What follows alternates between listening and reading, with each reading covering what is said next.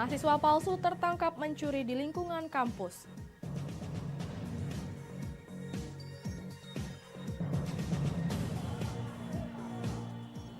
Tas ransel mencurigakan hebohkan warga Palembang.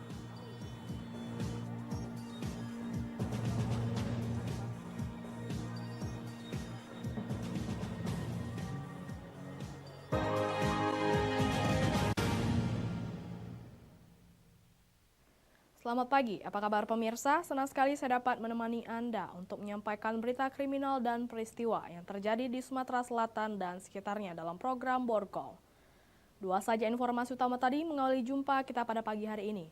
Beragam informasi kriminal lainnya telah kami siapkan untuk Anda. Bersama saya, Lovina Mulia, inilah Borgol selengkapnya.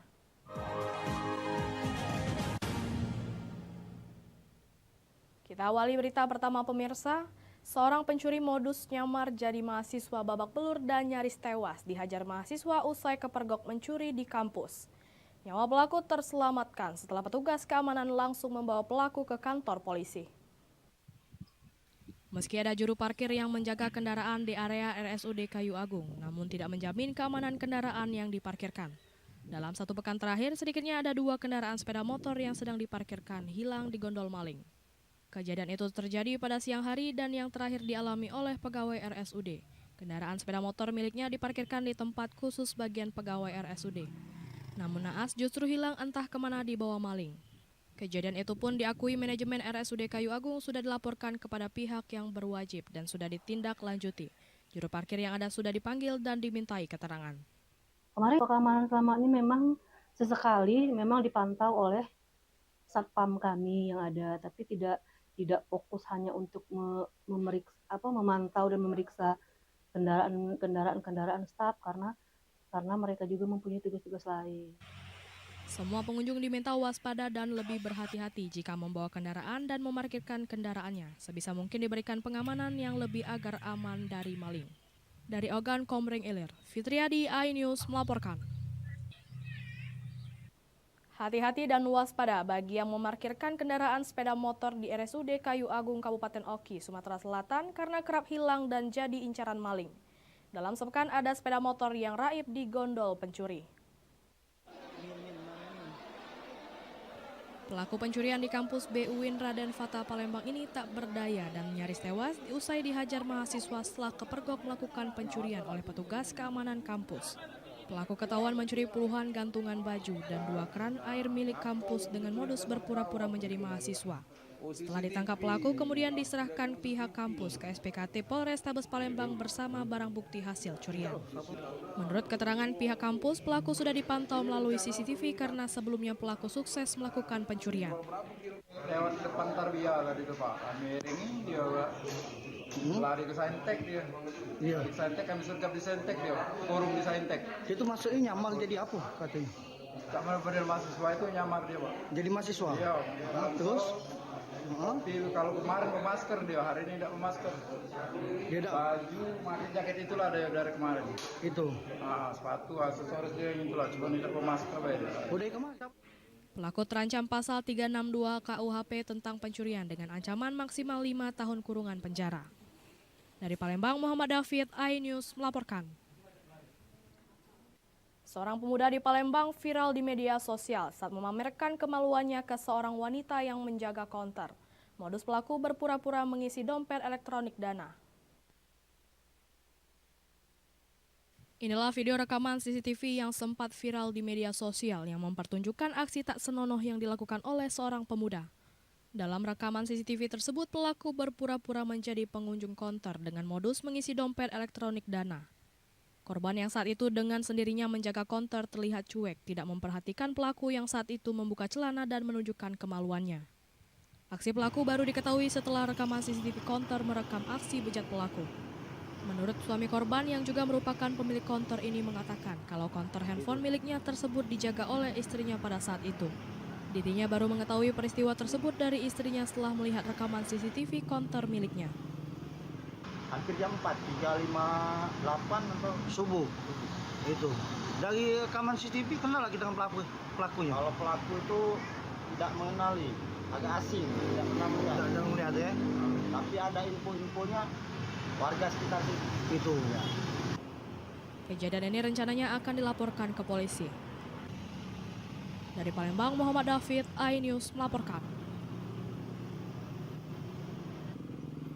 Ransel mencurigakan hebohkan warga Palembang. Informasinya sesaat lagi.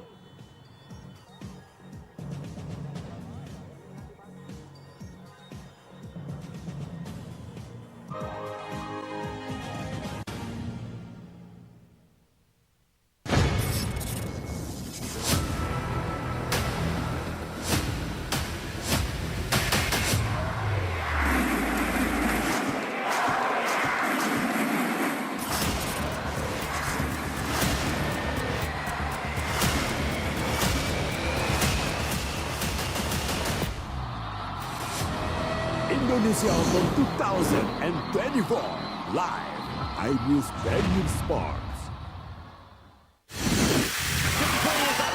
Formula E World Championship kembali digelar. For the first time, we go green. Balapan lengkap sepanjang tahun. Beradu kecepatan menjadi sang juara.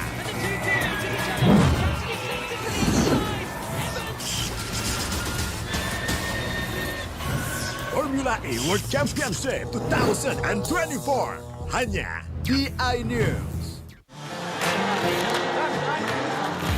Jawab kepada 260 juta penduduk Indonesia.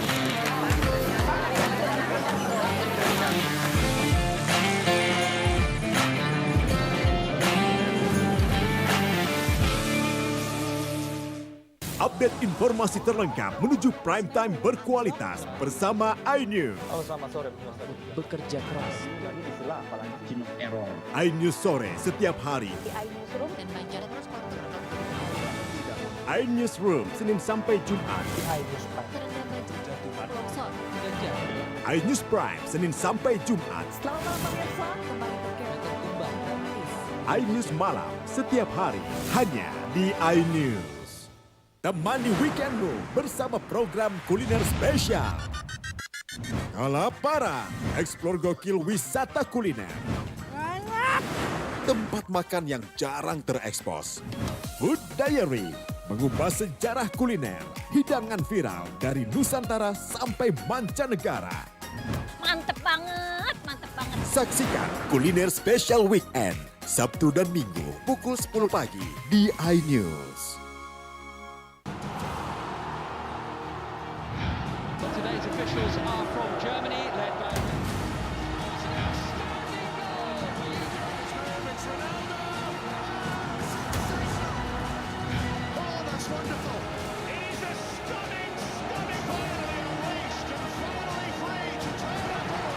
UEFA Euro 2024, 15 Juni hingga 15 Juli di iNews Premium Sports.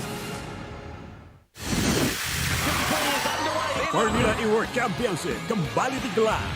for the first time, we go green. Balapan lengkap sepanjang tahun. Beradu kecepatan menjadi sang juara.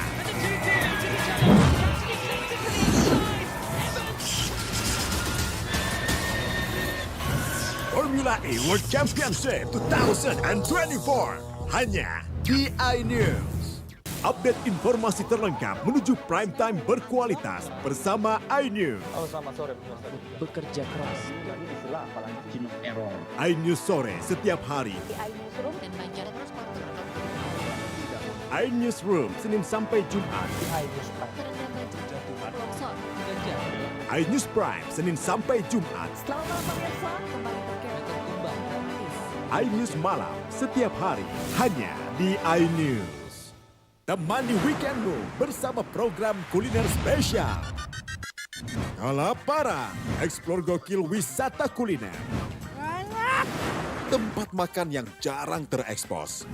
Food Diary, mengupas sejarah kuliner, hidangan viral dari Nusantara sampai mancanegara. Mantep banget, mantep banget. Saksikan kuliner spesial weekend, Sabtu dan Minggu pukul 10 pagi di iNews. Today's officials are from Germany, led by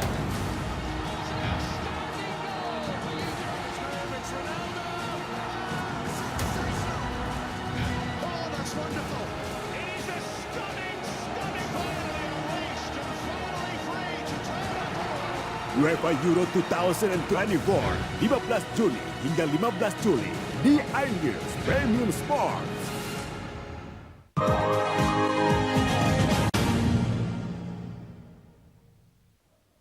Pemirsa, Anda masih bersama kami di Berita Kriminal Borgol. Tas ransel hitam mencurigakan ditemukan di parkiran stasiun LRT Sukarami, Palembang. Penemuan tas tersebut membuat geger sekitar lokasi. Tim Jibom dari Gegana Brimopolda Sumsel yang diterjunkan meledakkan tas tersebut dan mensterilkan lokasi kejadian. Inilah detik-detik tim Jibom dari Gegana Brimopolda Sumsel meledakkan benda temuan berupa tas ransel yang mencurigakan. Salah satu personil berpakaian pelindung lengkap terlihat mendekati benda tersebut guna memastikan isi yang ada di dalam tas. Dinilai cukup aman, ternyata ransel berisi pakaian bayi itu dievakuasi untuk pemeriksaan lebih lanjut di Polsek Sukarami, Palembang. Budi Korlapam LRT menjelaskan sekitar pukul 10 menjelang siang salah satu petugas akan memakai mobil dan melihat ransel mencurigakan. Temuan dilaporkan ke Babin LRT dilanjutkan ke Polsek Sukarami dan tim Gegana. Untuk keamanan dan menghindari hal yang tak diinginkan, Gegana Brimopolda Sumatera Selatan sempat melakukan penutupan jalan. Petugas Papua KI. Nah, dia mau pakai mobil, lihat ada tas, langsung dia melapor ke Satpam, ke anggota saya. Soalnya tas itu posisinya di mana, Pak? Tetap di situ, masih di situ posisi. Apa itu? Tempat area parkir mobil. Tempat umum bukan? Bukan, khusus makanya untuk parkir mobil, ya, mobil karyawan. Kapolsek Sukarami Palembang, Kompol Ikang Ade Putra menjelaskan lokasi sudah disterilkan dan polisi akan mencari tahu dan melakukan penyelidikan siapa yang meletakkan tas ransel tersebut. Nah, tadi Satpol sudah melakukan penindakan dan melakukan eksekusi terhadap barang tersebut. Nah, ternyata barang tersebut hanya tas biasa yang mana berisikan barang-barang perlengkapan bayi. Dan situasi sekarang. Atas kehebohan ini sempat terjadi kemacetan panjang di Jalan Kolonel Haji Berlian. Dari Palembang, Firdaus, iNews melaporkan. Kerja sambilan menjadi kurir narkoba. Seorang ojek online di Palembang diringkus Direktorat Reserse Narkoba Polda Sumatera Selatan dengan bukti 10.000 butir ekstasi. Rencananya ekstasi tersebut dipersiapkan untuk pesta hajatan hiburan bernuansa musik remik organ tunggal.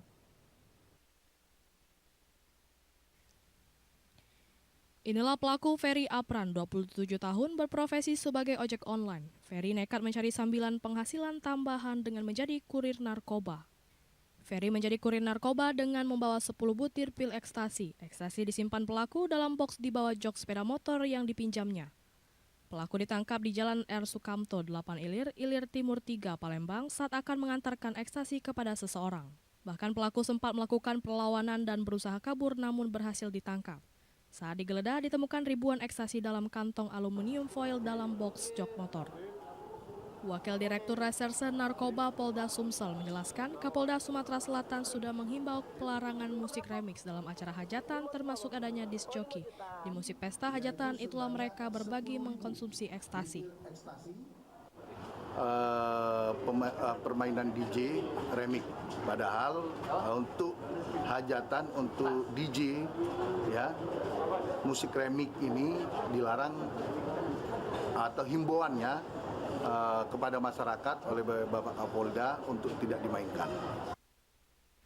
Pelaku terancam pasal 114 ayat 2 Junto, pasal 132 ayat 1, subsidiar pasal 112 ayat 2 Junto, pasal 132 ayat 1 Undang-Undang RI nomor 35 tahun 2009 tentang narkotika ancaman hukuman mati, penjara seumur hidup atau maksimal 20 tahun penjara. Dari Palembang, Firdaus, iNews melaporkan.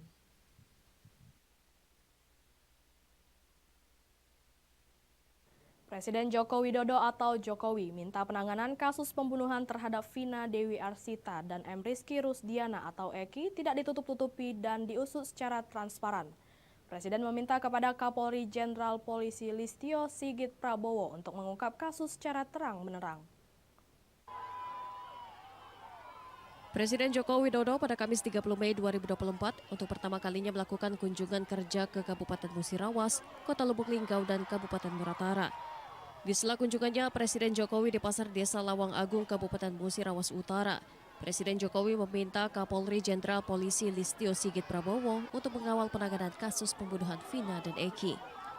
Presiden Jokowi mendesak kasus tersebut diusut secara transparan dan tidak ada yang ditutup-tutupi. Sebelumnya viral pernyataan yang dikeluarkan pengacara keluarga Vina di Cirebon, Hotman Paris, meminta Presiden Jokowi dan Kemenko Polhukam turun tangan dalam menangani kasus Vina yang viral. Menurut Hotman Paris, kasus Vina yang viral ada kejanggalan dibalik dihapuskannya 2 nama daftar pencarian orang dalam kasus Vina Cirebon. Diharapkan kasus ini mendapatkan perhatian seperti layaknya kasus kematian Brigadir Nofrian Syah Yosua Huta Barat atau Brigadir J. Saya sudah menyampaikan agar kasus itu betul-betul dikawal dan transparan, terbuka semuanya. Tidak ada yang perlu ditutup-tutupi. Kalau ada. Pihak keluarga Vina menyerahkan sepenuhnya proses hukum kepada para pihak yang berwenang agar kasus bisa diungkap secara terang benderang. Dari Muratara, Sudirman, iNews. Mahkamah Agung tolak pengajuan PK Alex Nurdin. Informasinya setelah pariwara berikut.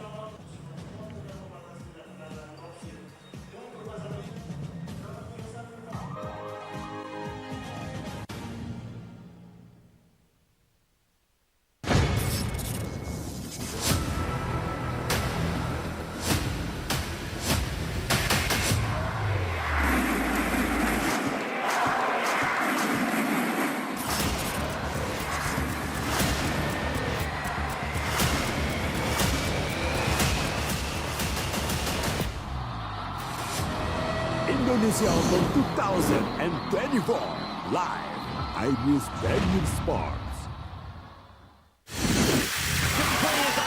Formula E World Championship kembali digelar. For the first time, we go green. Balapan lengkap sepanjang tahun. Beradu kecepatan menjadi sang juara.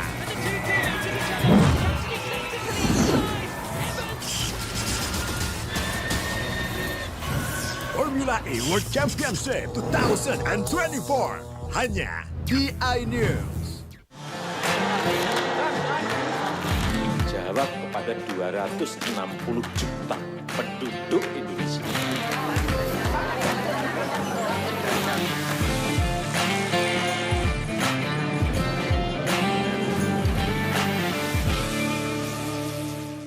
Update informasi terlengkap menuju prime time berkualitas bersama iNews. Selamat sore. Bekerja keras. iNews sore setiap hari. iNewsroom Senin sampai Jumat. iNews Prime Senin sampai Jumat. iNews malam setiap hari hanya di iNews. Temani weekendmu bersama program kuliner spesial. Kalaparan, eksplor gokil wisata kuliner. Tempat makan yang jarang terekspos. Food Diary, mengupas sejarah kuliner, hidangan viral dari Nusantara sampai mancanegara.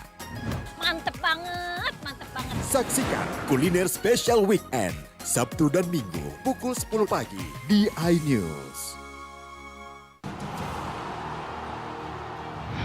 Today's officials are from Germany, led by...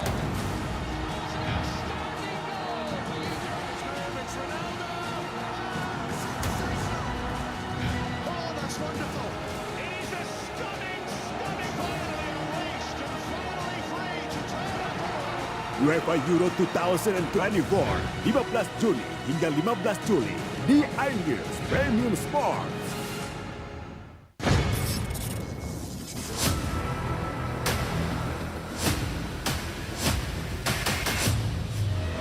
Indonesia Open 2024 live iNews Premium Sports.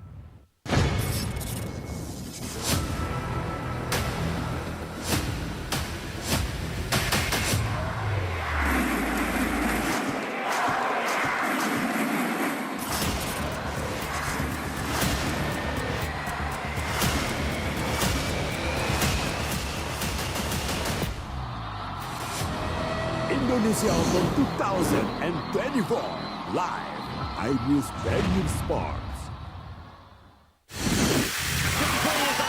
Formula E World Championship kembali digelar. For the first time, we go green. Balapan lengkap sepanjang tahun. Beradu kecepatan menjadi sang juara.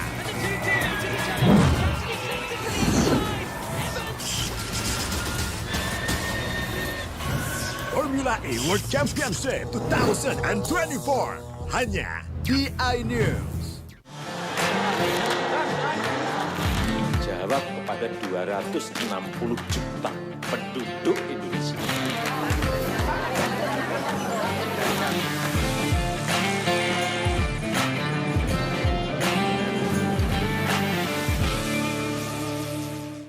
Update informasi terlengkap menuju prime time berkualitas bersama iNews. Halo, selamat sore. Bekerja keras. Jadi istilah apalagi error. iNews sore setiap hari. Dan Banjar terus iNewsroom Senin sampai Jumat. iNews Prime Senin sampai Jumat. Selamat malam pemirsa, kembali iNews malam setiap hari hanya di iNews.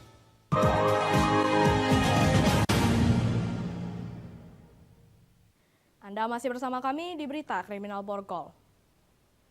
Mahkamah Agung RI menolak upaya hukum peninjauan kembali terpidana kasus korupsi Masjid Sriwijaya dan PDPDE Alex Nurdin. Dengan penolakan itu, mantan Gubernur Sumsel tersebut tetap menjalani hukuman 9 tahun penjara. Kejaksaan Negeri Palembang telah menerima salinan putusan dari Mahkamah Agung terkait hasil putusan PK atau peninjauan kembali yang diajukan mantan Gubernur Sumsel Alex Nurdin. Dalam hasil putusan itu, Mahkamah Agung menolak seluruh upaya hukum peninjauan kembali atau PK Alex Nurdin. Dengan penolakan itu, mantan Gubernur Sumsel tersebut tetap menjalani hukuman 9 tahun penjara karena upaya hukum untuk meringankan atau membebaskan diri dari vonis hakim telah habis.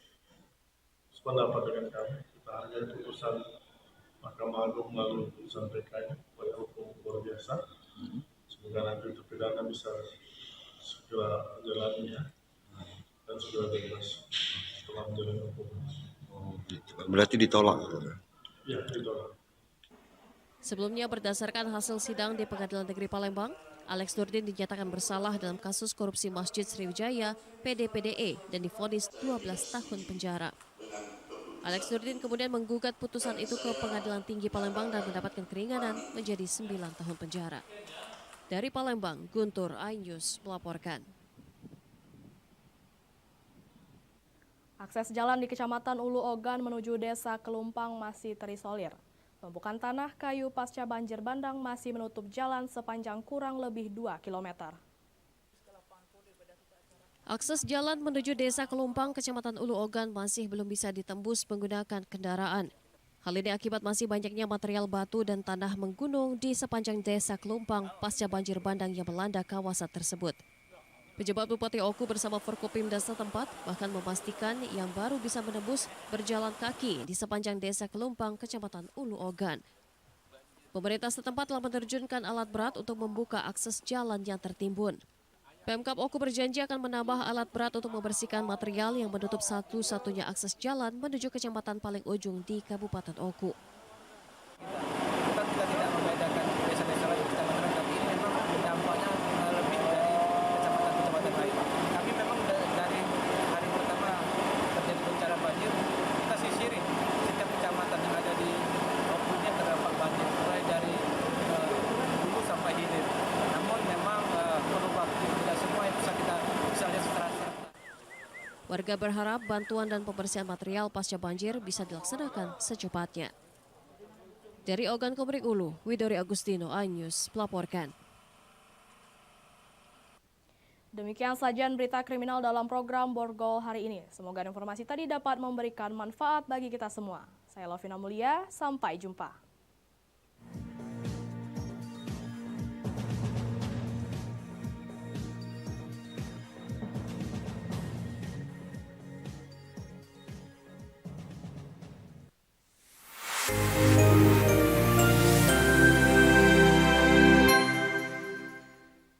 Update informasi terlengkap menuju prime time berkualitas bersama iNews. Oh, selamat sore. Bekerja keras. iNews sore setiap hari. Di iNewsroom dan Banjarnegara. iNewsroom Senin sampai Jumat. iNews Prime Senin sampai Jumat. Selamat malam pemirsa, kembali iNews malam setiap hari hanya di iNews.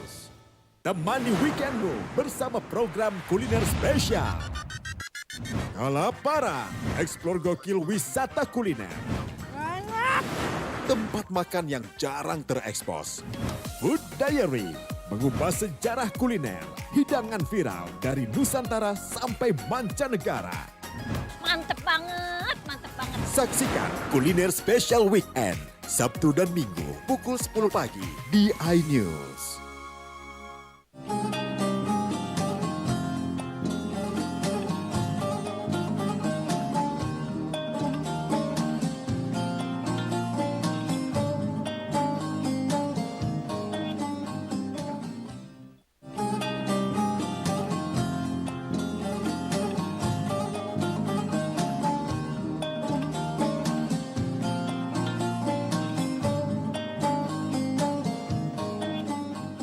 Dan niatnya pun harus ikhlas dari hatinya yang terdalam, yang menginginkan wajah Allah Ta'ala.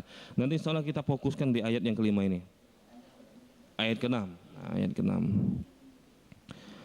Innal ladzina kafaru min ahlil kitabi wal musyrikina fi nari jahannama khalidina fiha. Ulaika hum syarrul bariyah. Nah, Allah Ta'ala mengatakan seperti ini. Statement dari Allah Ta'ala di ayat ke-6.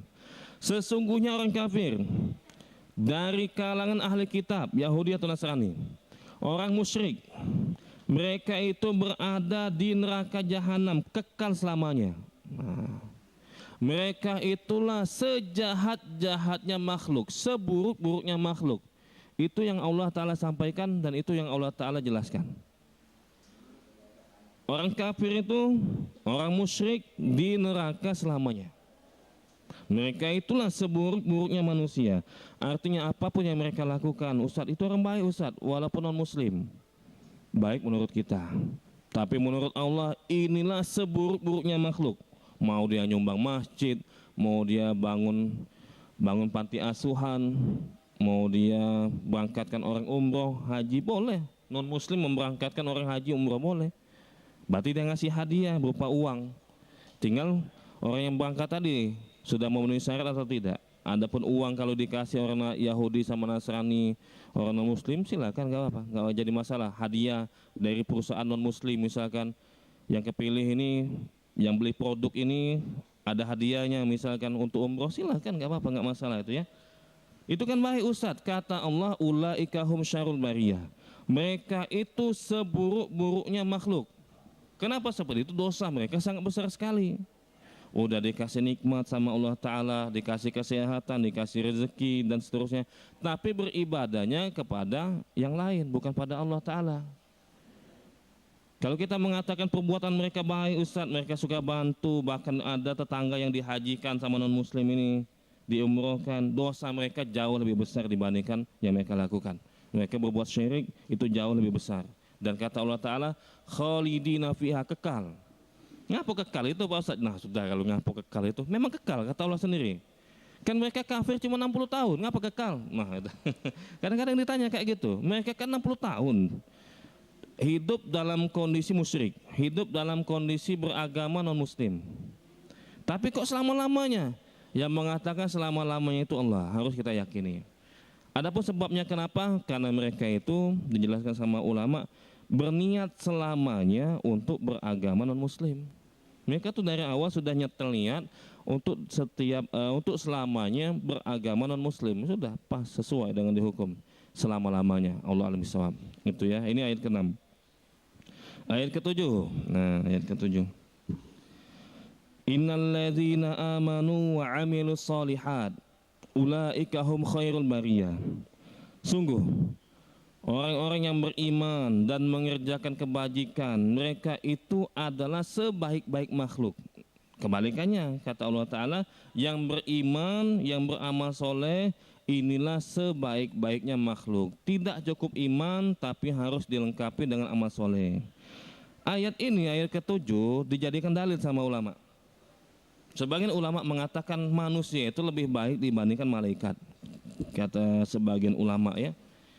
Kenapa seperti itu? Karena ayat ini mencakup siapapun yang beriman dan mengerjakan amal soleh, maka itu sebaik-baik makhluk. Itu klaimnya dari Allah Ta'ala. Sehingga sebagian ulama sekali lagi berdalil bahwasanya manusia itu lebih baik dibandingkan dengan malaikat. Apakah benar manusia itu lebih baik dibandingkan malaikat? Jawabannya Allah alam bisawab, saya lebih milih pendapat ulama. Dari satu sisi mungkin ada yang lebih baik malaikat, dari satu sisi yang lain, ditinjau dari sisi yang lain, mungkin ada yang lebih baik manusia. Dari sisi amanah, nah manusia mungkin lebih baik karena mendapatkan amanah untuk ngurus bumi ini, untuk mengisi bumi ini beribadah pada Allah Ta'ala. Dari sisi kesolehan mungkin malaikat lebih soleh secara umum ya, mereka tidak pernah bermaksiat pada Allah Ta'ala. Adapun ayat ini kan umum sebenarnya. Siapapun itu yang beriman dan beramal soleh. Malaikat juga beriman sama Allah Ta'ala sebenarnya dan beramal soleh. Allah alam bisawab. Dan ayat yang terakhir. Jazaohum inda rabbihim jannatu adn tajri min tahtihal anhar khalidina fiha abada radhiyallahu anhum wa radu'an. Dzalika liman khasyya rabbah. Balasan untuk mereka di sisi Tuhan mereka yaitu mendapatkan surga Aden, yaitu surga yang mengalir di bawahnya sungai-sungai. Mereka kekal di dalamnya selama-lamanya. Allah ridho terhadap mereka dan mereka pun ridho kepadanya. Yang demikian itu adalah balasan bagi orang yang takut kepada Tuhannya. Jadi orang yang beriman dan beramal soleh, salah satu balasannya dari Allah Ta'ala akan dimasukkan ke dalam surga. Surga Aden contohnya. Di situ ada sungai yang mengalir. Biasa aja Ustaz, sungai yang mengalir. Nah, makanya kita nggak boleh membayangkan nikmat surga itu seperti yang ada di dunia. Biasa Ustaz, sungai ngalir di bawah rumah kami itu biasa. Nggak terlalu menarik misalkan. Jangan bayangkan kenikmatan surga seperti yang ada di dunia. Jadi nggak menarik itu, biasa berarti jangan. Kata Rasul alaihi salatu wasallam, mala ainun ra'at wala udhunun sami'at wala khatara ala qalbi bashar. Kenikmatan yang ada di surga itu nggak pernah kita lihat dengan mata kita. Nggak pernah kita dengar secara detail. Yang disampaikan secara umum aja kan, ini panjangnya gimana, warnanya gimana, itu secara umum aja. Nggak pernah kita dengar secara detail. Nggak pernah terlintas terpikir dalam hati kita, oh paling bentuknya kayak gini. Karena belum pernah kita lihat. Kita ini kalau belum pernah ngelihat sesuatu nggak bisa kita bayangkan. Kamu kebayang nggak kalau kita cerita sama zaman dulu ya? Kita Bu, misalkan zaman 40-an tahun misalnya, 1940 misalkan, ngomong sama orang zaman dulu. Bu, ada alat yang bisa ngomong dari sini sampai ke Jakarta. Nggak bayang akal mereka, masa ada kayak gitu. Bahkan kita bisa ngelihat orang tuh, bisa ngelihat orang dari sini, dari Palembang ke Jakarta bisa kelihatan orangnya. Kata orang itu nggak masuk akal, karena memang pada saat itu belum zamannya dan belum pernah terlihat sama mereka. Nggak masuk akal orang kayak gini. Karena zaman saat itu belum ada yang kayak gitu. Nah yang kayak gini belum terlihat sama kita. Gimana maksudnya sungai-sungai ngalir di bawah-bawah itu? Apa banjir? Maksudnya enggak. Kata Nabi enggak pernah terlintas dalam benak kita tuh seperti apa. Contoh misalkan, kan kayak misalkan bidadari. Kata Rasul SAW, bidadari itu sum-sum betisnya itu kelihatan. Saking cantiknya bidadari itu, sum-sum betisnya itu kelihatan. Kalau kita bayangkan seperti di dunia, tengkorak mati Ustaz itu. Ngiri kita. Bukan cantik itu. Nah itu kalau kita bayangkan ketika di dunia. Kita belum pernah ngeliat langsung. Tapi kata Nabi saking cantiknya sum-sum betis bidadari itu kelihatan. Makanya ini sebenarnya nggak bisa dibayangkan. Ayah sungai baik misalnya. Nggak tertarik aku, tidak. Beda sungainya beda. Sungainya beda dengan sungai yang ada di dunia.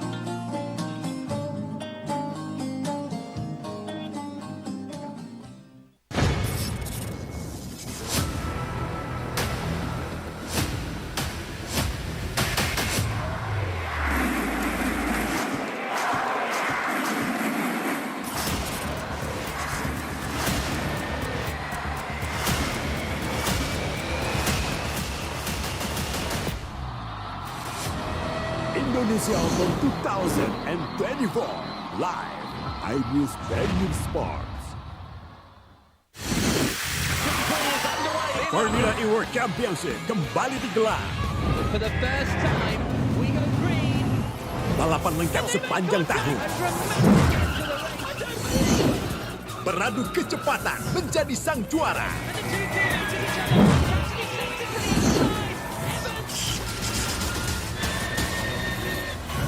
Formula E World Championship 2024 hanya di iNews.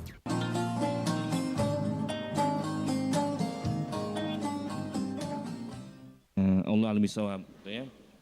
Nah, inilah ke-8 ayat dalam surat Al-Bayyinah. Inti pembahasan ini sebenarnya salah satunya adalah di dalam ayat yang kelima. Nah, di dalam ayat yang kelima, wa ma umiru illa liya'budullaha mukhlishina lahuddin hunafa'a wa yuqimu sholata wa yu'tuz zakata wa dzalika dinul qayyimah. Allah Ta'ala mengatakan mereka itu diperintahkan oleh Allah Ta'ala hanya beribadah pada Allah Ta'ala, bukan hanya beribadah mukhlishina lahuddin, tapi juga mereka itu dituntut untuk ikhlas. Nah, itu diperintahkan untuk ibadah namun dituntut untuk ikhlas, tidak bisa mengharap yang lainnya, itu ya.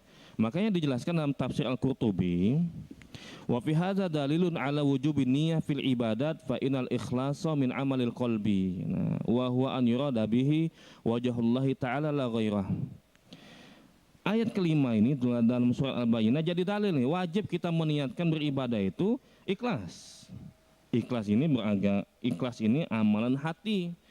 Ikhlas itu maksudnya itu hanya menginginkan wajah Allah, maksudnya hanya mengharapkan balasan dari Allah Ta'ala, hanya menginginkan pahala dari Allah Ta'ala, tidak mengharapkan yang lain, itu namanya ikhlas. Tinggal masalah kayak gini Bapak sekalian, boleh nggak kita ini beribadah tapi bercampur dengan niat yang lain?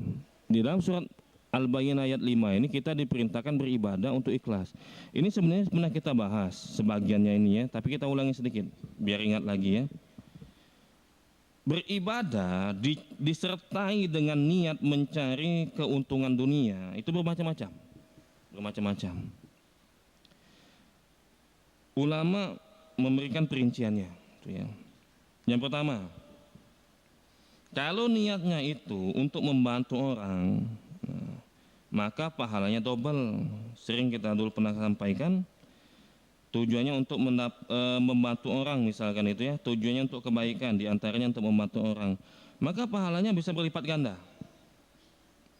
Dijelaskan di dalam kitab Qawaid Al-Ahkam fi Masailil Anam, kitabnya Al-Iz bin Abi Salam, jilid 1 halaman 212. Contoh misalkan orang sholat memperlama rukuk dia, itu kan tujuannya untuk bantu biar orang yang datang tadi dapat rakaat yang tadi. Kita dapat rakaat berjamaah itu kalau rukuknya sama-sama dengan imam, bukan jemaah masbuk ruku imamnya sudah i'tidal nggak dapat rakaat itu. Nah, ada imam misalkan dengar lah pintu kebuka nih, saya lamain rukuknya, boleh nggak? Boleh, itu nggak apa-apa, nggak masalah. Niat dia pengen bantu saudaranya tadi yang telat masuk tadi biar dia dapat rakaat ini, itu kan nggak ada dalilnya kayak gitu secara umum. Mode kayak gini karena tujuannya membantu, maka pahalanya double. Dia ruku sekaligus juga dia membantu saudaranya agar mendapatkan rakaat tersebut sehingga dia tidak telat.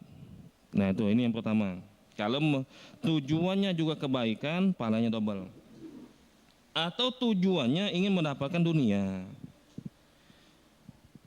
tapi sebenarnya ada dalilnya. Ustaz, saya pengen silaturahim Ustaz, biar rezeki saya nambah. Nah, boleh nggak kayak gitu? Boleh, nggak apa-apa, nggak masalah. Tapi kan niat dia ini pengen ini Ustaz, kesenangan dunia. Silaturahim kan amal soleh, iya benar amal soleh. Tapi niat dia ini pengen kaya, boleh nggak kayak gitu Ustaz? Nah, sedekah dia nih, sedekah. Tapi niat dia ini pengen sembuh dari penyakitnya, boleh nggak kayak gitu? Ini kan niat duniawi, mau dia kayak gini. Pertanyaannya boleh nggak mau dia kayak gini? Jawabannya kata ulama, kalau ada keterangannya, entah itu dalam ayat Al-Quran atau hadis, berkaitan dengan keuntungan dunia dan kita meniatkan hal seperti itu, jawabannya dibolehkan, nggak apa-apa, nggak masalah, dibolehkan. Seperti misalkan di dalam hadis Bukhari Muslim, man sarrahu an yubsata lahu rizquhu aw yunsa'alahu fi asarihi falyasil rahimahu. Siapa yang senang, yang mau supaya rizkinya diluaskan, supaya umurnya dipanjangkan, maka sambunglah silaturahim. Silaturahim dia, biar rezeki saya banyak Ustaz, biar umur saya ini bertambah misalkan, panjang umur misalkan, silakan. Boleh nggak kayak gitu? Boleh, karena memang ada dalilnya. Begitu juga sedekah karena pengen sehat. Kata Rasulullah SAW, dan hadis ini dinilai hasan oleh ulama, dawu mardokum bisodako, obatilah penyakit kalian itu dengan cara bersedekah. Itu yang dijelaskan oleh Rasulullah SAW. Obati penyakit kalian itu dengan cara bersedekah. Berarti kan dia ini nggak ikhlas Ustaz. Siapa bilang nggak ikhlas? Yang mau dia kayak gini boleh, tanpa mengurangi pahala sedikit pun. Asal pertama memang dia niatnya ibadah. Walaupun ada sampingan niatnya tuh, pengen supaya sehat, sedekah ini, pengen silaturahim ini biar makin banyak rezekinya, misalkan boleh. Karena itu dianjurkan, diiming-imingi oleh syariat. Boleh kayak gitu, tanpa mengurangi pahala sedikit pun. Kalau ada dalil, kalau ada penjelasannya, kalau amal ini nanti kayak gini, kalau memang ada dalilnya ya, itu dibolehkan, nggak apa-apa, nggak masalah. Yang masalah kalau nggak ada dalilnya, nggak ada dasarnya, dia pengen dapat keuntungan dunia misalkan, masalah dunia yang dia pengenkan, walaupun memang dia ikhlas. Kalau dia ikhlas tapi ada sebagian niatnya dia selipkan untuk keuntungan dunia, apakah boleh? Macam-macam. Kalau seandainya nggak ada dalilnya, contoh yang pernah kita contohkan ya, Ustadz saya pengen puasa, niat saya ini biar badan saya kurus. Nah, ada mau kayak gitu, diet ya. Saya puasa sekaligus saya diet. Niat saya ini biar badan saya kurus, biar badan saya ini agak entengan. Ini kan tujuan duniawi sebenarnya bercampur ini. Tapi nggak ada dalilnya, puasalah kalian biar badan kalian kurus, kan nggak ada dalilnya. Kayak gitu, nggak ada dalam ayat Al-Quran ataupun hadis. Boleh nggak mau kayak gini? Jawabannya tetap dibolehkan, cuma pahalanya berkurang, nggak sempurna. Nggak sempurna, pahalanya berkurang. Tergantung dari niatan tadi. Ustadz saya mau ke Mekah Ustadz, biar dagang, bisa dagang juga sana. Ya ini kan tujuan dunia nih, boleh sudah silakan, nggak apa-apa, nggak masalah. Asalnya ikhlas, asalnya ikhlas. Mau umroh, mau apa, saya mau bisnis juga sekalian di sana. Boleh, nggak apa-apa, nggak masalah. Asal sekali lagi tujuan utamanya itu adalah ikhlas, beribadah pada Allah Ta'ala. Adapun niatnya disertai dengan niat dunia, nah ulama mengatakan ini bisa mengurangi pahala. Allah al-misawab. Ini yang pertama. Yang kedua, masalah ini, masalah beribadah harus ikhlas. Nah kita sampaikan ini Bapak-Bapak sekalian ya. Ini pembahasan terakhir ini berkaitan dengan surat tafsir surat Al-Bayyinah. Ngajar misalkan, ngajar. Kalau ada orang datang ke musola ini, saya siap ngajar TPA sini. Di sini banyak anak-anaknya katanya. Misalkan ada orang datang kayak gitu ya. Tapi syaratnya saya minta bayaran sekian. Itu nggak apa-apa lah kita sampaikan sekalian ya, sepaket ya. Boleh nggak mau dia kayak gitu? Dia mau ngajar baca Al-Quran di sini, ngajar TPA ya. Dari awal sudah berakad, setiap saya ngajar, sekali ngajar bayar saya sekian. Boleh nggak kayak gitu? Dan ini banyak mau dia kayak gini. Nanti kita contohkan ke yang lainnya, terapkan yang ke yang lainnya. Ngajar, bukan hanya ngajar TPA, ngajar di pondok pesantren, bahkan dosen juga bisa masuk ini. Dosen, silakan ngajar di sini Pak. Ngajar apa? Ngajar agama, pendidikan agama Islam. Ini kan pelajaran agama nih. Nego mereka masalah gaji. Gaji saya mau mintanya sekian. Calon dosen itu misalkan, atau calon guru. Boleh nggak mau dia kayak gini? Ini kan amal soleh sebenarnya. Ngajarkan agama Islam kan amal soleh. Amal soleh nih, boleh nggak dia tuh mau dia kayak gitu?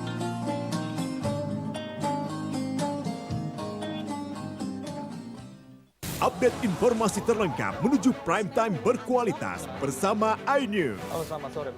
Bekerja keras. iNews sore setiap hari. Di iNewsroom dan Banjar terus iNewsroom Senin sampai Jumat. iNews Prime. Terendam banjir, longsor, iNews Prime, Senin sampai Jumat. Selamat malam pemirsa, kembali berkembang gratis. iNews Malam, setiap hari, hanya di iNews. Temani weekendmu bersama program kuliner spesial. Kalaparan, eksplor gokil wisata kuliner. Tempat makan yang jarang terekspos. Food Diary, mengupas sejarah kuliner, hidangan viral dari Nusantara sampai mancanegara. Mantep banget, mantep banget. Saksikan Kuliner Spesial Weekend, Sabtu dan Minggu pukul 10 pagi di iNews.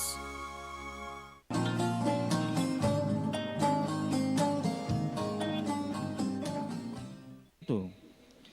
Yang pertama kayak gini dulu. Ulama sepakat honor yang diterima untuk pendakwa, untuk guru ngaji, untuk pengajar ilmu agama dari Baitul Mal itu ya, atau dari yang lain tanpa diminta, itu hukumnya boleh. Boleh. Silakan ngajar TPA di sini, sudah nggak ada akad apa-apa kita. Akadnya tolong diajarkan sepekan 3 kali misalkan. Tahu-tahu dikasih bayaran sama pengurus masjid, sama pengurus musola. Nggak ada akad dari awal, itu boleh. Dikasih kayak gitu boleh. Penceramah begitu juga itu boleh. Kalau tidak ada akad awal, gitu ya. Yang jadi masalah kalau ada akad di awalnya tadi. Saya mau ceramah, saya mau ngajar TPA, saya mau ngajar di pondok, saya mau ngajar di kampus dengan syarat bayar saya sekian. Yang diajarkan pelajaran agama Islam. Ngajarin pelajaran agama Islam sekali lagi itu ibadah. Sementara kita di dalam surat Al-Bayyinah ayat 5 tadi diperintahkan untuk ikhlas, mengharap hanya wajah Allah Ta'ala, mengharap hanya balasan dari Allah Ta'ala, bukan mengharap balasan duniawi dan seterusnya. Boleh nggak itu? Yang jadi pertanyaan. Upah yang disepakati dari awal untuk pengajar agama, untuk pendakwa, pengajar TPA dan seterusnya. Ulama beda pendapat akan hal ini. Nanti bisa diterapkan nanti sebenarnya itu ya. Ada kasus-kasus yang lain yang berkaitan dengan amal soleh. Kalau menurut mazhab Hanafi, mazhab Abu Hanifah dan mazhab Hambali, mazhab Hambali ya, mazhab Imam Ahmad bin Hambal, nggak boleh dia minta upah dari awal tuh nggak boleh. Berdakwah, ngajarkan ilmu agama tuh nggak boleh minta dari awal. Itu menurut mazhab Abu Hanifah dan mazhab Imam Ahmad bin Hambal atau mazhab Hanafi dan Hambali. Apakah mereka ada dalil? Ada dalilnya, ada.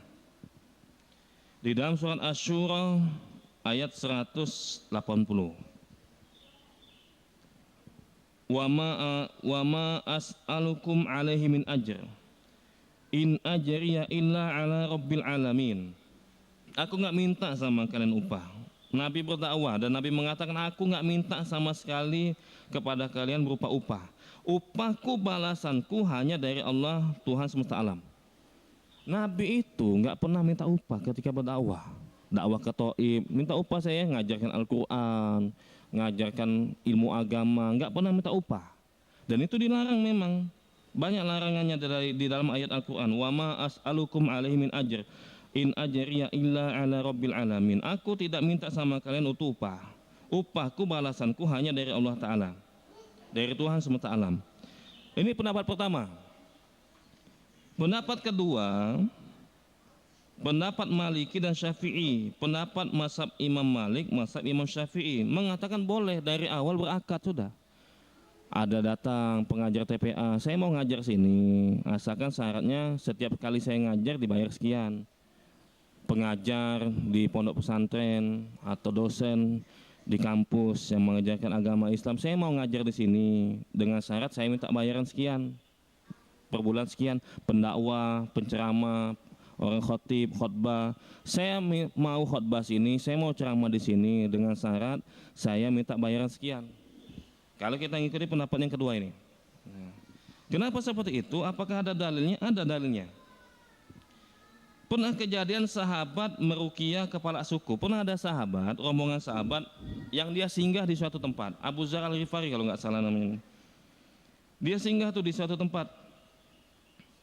Dia minta dijamu, nggak dijamu sama penduduk, sama masyarakat setempat. Akhirnya ada utusan dari kepala sukunya, siapa yang bisa ngobati kepala suku kami ini, kami minta tolong.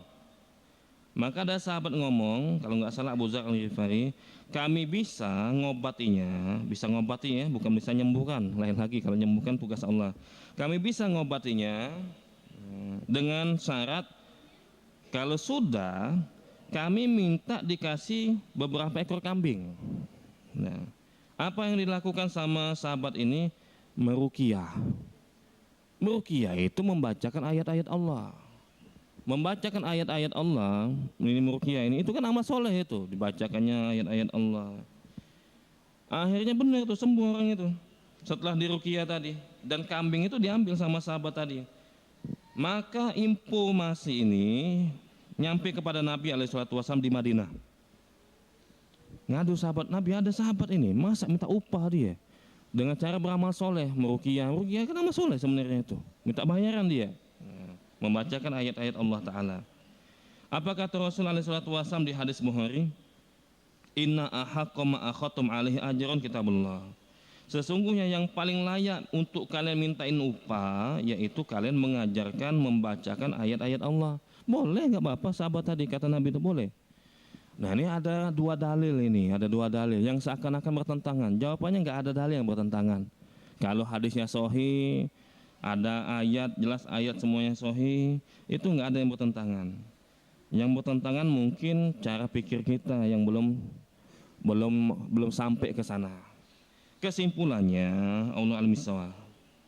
Kesimpulannya ya. Kenapa Nabi itu tidak boleh minta upah ketika berdakwah, ketika mengajarkan agama Islam? Karena hukumnya saat itu fardu ain. Nah, kalau fardu ain nggak boleh kita minta bayaran. Ya, tapi kalau bukan fardu ain, nah bisa kita minta bayaran berdasarkan pendapat nomor 2 tadi. Tapi bukan seenaknya saja, sekali ceramah 10 juta, nah misalkan lain lagi, nggak boleh. Kata ulama boleh dia itu minta bayaran, walaupun itu penceramah, walaupun dia berkhutbah, untuk menutupi biaya kebutuhan pokoknya. Kadang-kadang orang itu harus persiapan untuk berdakwah, persiapan untuk menyampaikan khutbah, persiapan waktunya. Dia meninggalkan pekerjaan dia untuk ngajar anak-anak TPA. Cukup hanya sebatas kebutuhan pokok dia. Seperti itu ya. Tidak boleh minta berlebihan. Kalau seperti itu maka dibolehkan. Makanya ada hadis riwayat Ahmad, dan hadis ini disahihkan oleh Ibnu Majah dan yang lainnya. Iqra'ul Qur'an wala taghlu fihi wala tajafu anhu wala ta'kulu bihi wala tastaksiru bihi. Kalian boleh membacakan ayat-ayat Al-Qur'an, jadi imam. Nah, jadi imam di mana? Di Dubai dengan gaji sekian. Nego dia, saya enggak mau gaji sekian, gajinya lebih tinggi lagi misalkan. Kata Rasulullah SAW, bacakanlah ayat Al-Qur'an, silakan. Tapi jangan berlebihan, jangan juga meremehkan. Tajwid-tajwidnya enggak dibaca, jangan makan dari situ. Jangan untuk memperbanyak harta dari membacakan ayat-ayat Al-Quran. Artinya boleh minta sekedarnya, kalaupun dari awal, tapi jangan untuk memperkaya diri. Ini dilarang dalam Islam. Saya mau ceramah dengan syarat sekali ceramah 50 juta, lebih dari kebutuhan pokoknya, kecuali kebutuhan pokoknya memang 50 juta. Saya sebulan ini perjalanan kemana, ke ujung dunia, perjalanan ke ujung Indonesia, banyak pekerjaan yang saya tinggalkan. Memang kebutuhan pokok saya 50 juta, tinggal di Papua, bininya 4 misalkan, wajar sudah. Wajar kayak gitu. Tapi kalau berlebihan, nggak bisa berlebihan. Untuk memperkaya diri. Kenapa minta 50 juta? Mau beli rumah, mau beli mobil, nah lain lagi gitu. Tapi kalau sekedar untuk membeli beras, walaupun sudah berakad dari awal, sebagian ulama mengatakan dibolehkan. Allah al-misawab, ya. Dengan syarat tidak berlebihan.